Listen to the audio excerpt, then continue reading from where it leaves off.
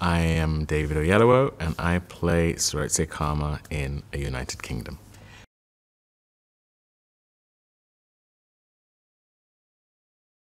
Yeah, so about 6 years ago, I was doing a film called 96 Minutes with a pair of producers, Justin Molui and Charlie Mason. And Justin presented me with this book by Susan Williams called The Color Bar.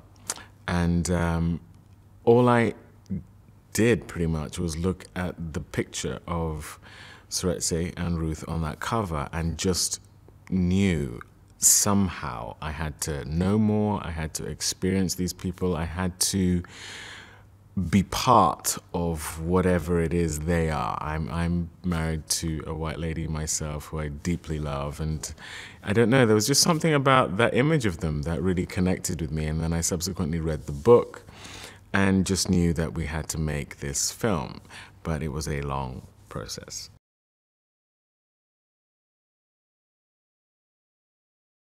I went through a several-year process of just picking people who I had worked with, who caught the vision I had for the film. So that manifested in Rick McCallum, who I worked with on Red Tails, coming on as a producer after I eulogized about the story to him. The same happened with Bronson Green, who also came on as a producer after we'd done The Help together.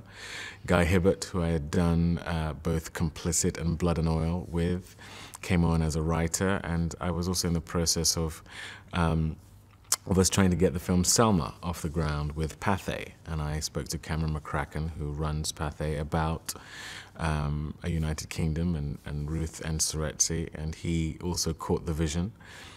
They came on board, paid Guy to write the script, and then once we got the script right, ROSAMUND PIKE, who plays Ruth in the film, I had done Jack Reacher with her, and I'd always thought she'd be a great Ruth. Thankfully, she felt the same. And then Amma Asante, who I've probably known longer than anyone who I've listed to you. One of my very first jobs out of drama school was actually written by her, a show called Brothers and Sisters. And she had recently had a wonderful success with Belle, a beautiful film that she had directed. And I spoke to her about this, and also she caught the vision, and here we are.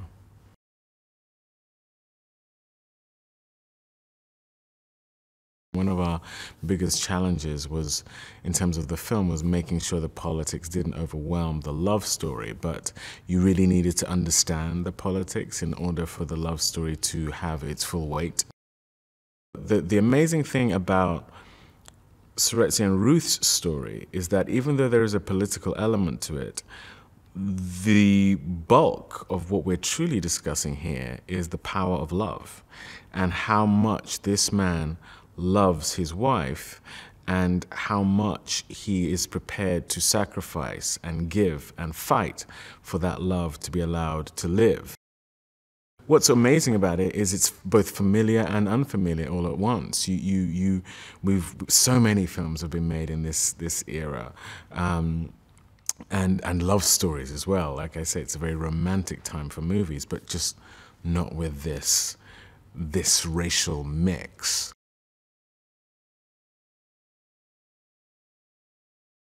All I know is that, you know, between a chemistry that I feel Rosamund and I found in shooting in that house in particular, we touched on things that I couldn't have anticipated even when I was reading it as a script.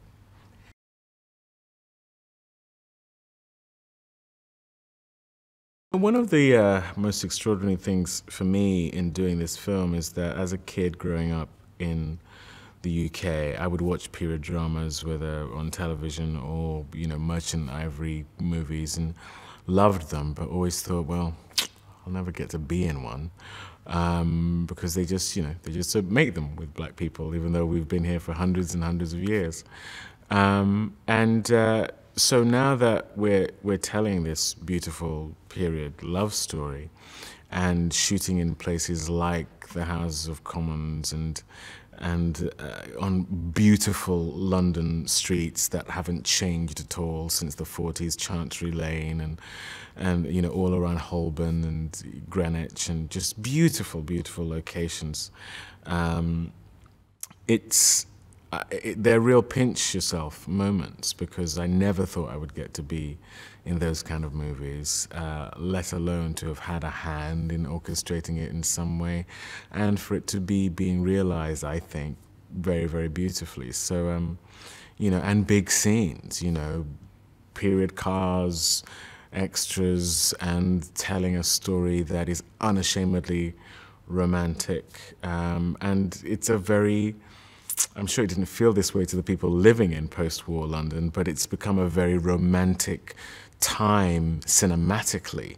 You know, the 40s, the way men dressed and those beautiful cars, and despite the rationing and the austerity, people really making an effort to present themselves well. And you know, for our slouchy sort of contemporary lifestyle, it's wonderful to inhabit that world. And so, you know, that's also been a huge pleasure.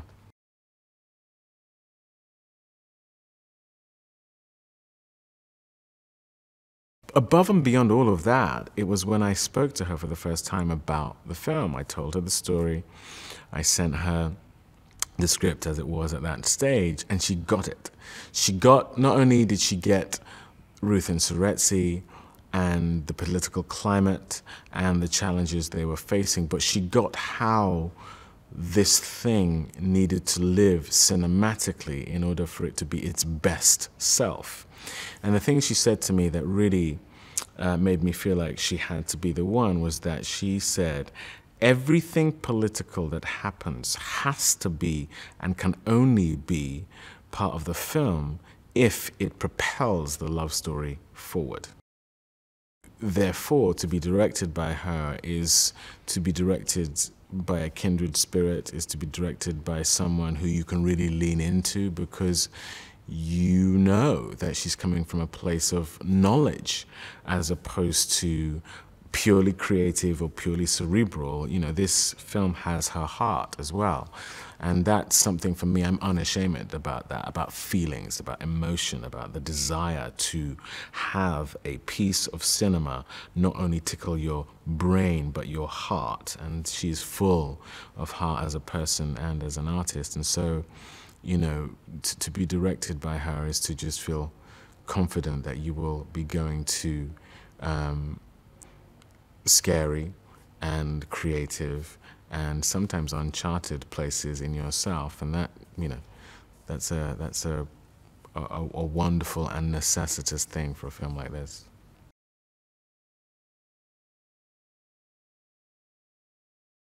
For a long time, you know, Rosamund was one of those people who I just thought had all the qualities you want for Ruth Williams. She has this timeless beauty. She's very evocative of the beauties of the 40s, you know, cinematically speaking. She has a poise and an elegance and a class.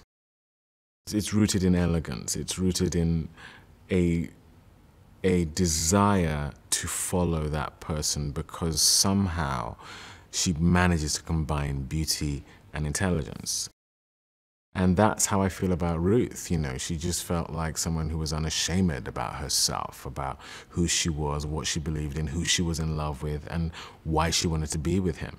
And so you want someone who understands that. And I felt that when I was working with her on Jack Reacher.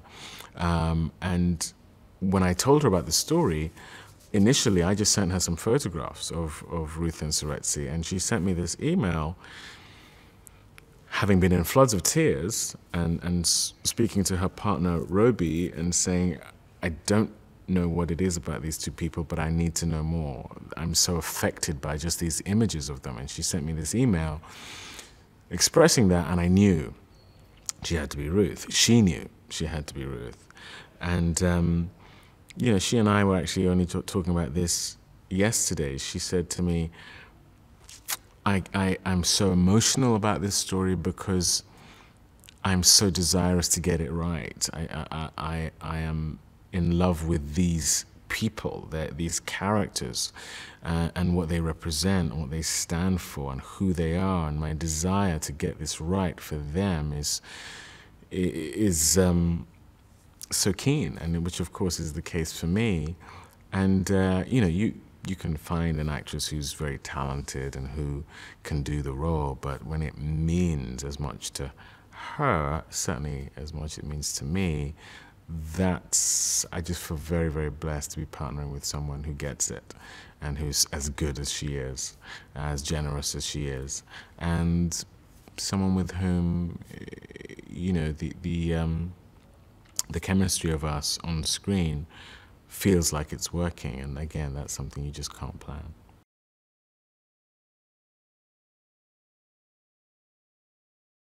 Well, my hope is that when people watch the film, whether you're married or not, whether you're in love or not, whether you believe in love or not, that you will see a form of love that is both pure and true. The amazing thing about Ruth and Seretse is that, for me anyway, they embody the best of what love is, which is love is sacrifice.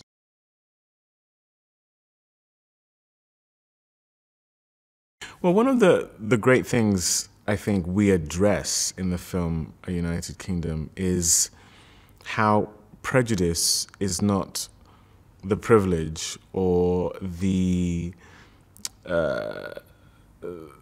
it's not something that one group of people does over another. Prejudice is something that is pervasive. You know, we all have prejudices, and this black man and this white woman getting married evoked prejudices within black people and white people, poor people, rich people, politicians, and the public.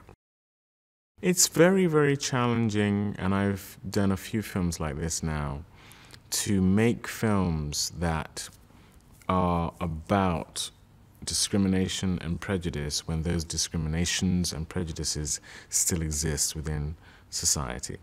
And the reason why those films are hard to make is that those prejudices that remain are the real reason those films are struggling to get made, but they are hidden reasons for why the film isn't getting made. And you need to find partners, you need to find people who are determined to cut through all of that and present to the world pieces of art that actually more people want than the gatekeepers of the film industry or people in positions of power want.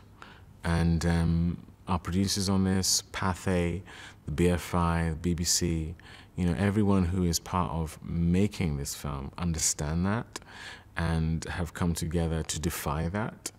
And, you know, my prayer is that the world will receive it in the spirit in which it is made, which is that it's a love letter to love.